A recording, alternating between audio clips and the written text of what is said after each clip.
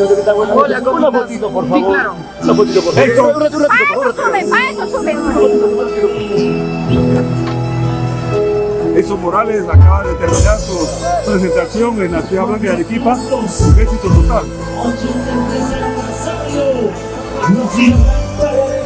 Éxito total. El público te ha querido, te ha aplaudido, te ha robado el cariño de Arequipa, papá.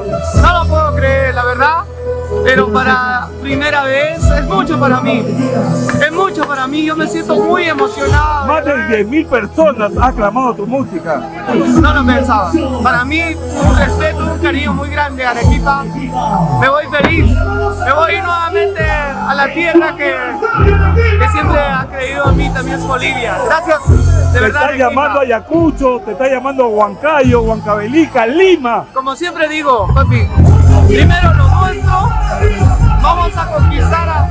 Empezamos aquí, yo quiero terminar en el otro extremo, pero bien. No me quiero dar un salto. No, eso no es de Edson Morales. Primero tenemos que conquistar el sur del Perú. Y Perú te espera, papá. De verdad. Éxito. Gracias. Y un saludo para Full Ritmo. Queremos agradecer de todo corazón a Full Ritmo, de todo mi amor, de verdad, gracias. Full Ritmo está desde el principio a fin con Edson Morales. Gracias también. Gracias, Mauricio. Reventando el estadio de Melgar, estadio de Arequipa, Perú.